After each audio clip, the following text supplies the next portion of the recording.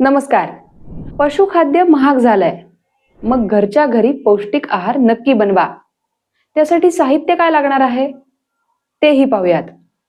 हरभऱ्याच्या डाळीचा चुरा 5 kilo, सालीयुक्त soybean 3 kilo, गहू किंवा मका पीठ 1 किलो आणि गूळ 500 ग्रॅम आणि सोबतच मिनरल मिक्स 100 ग्रॅम.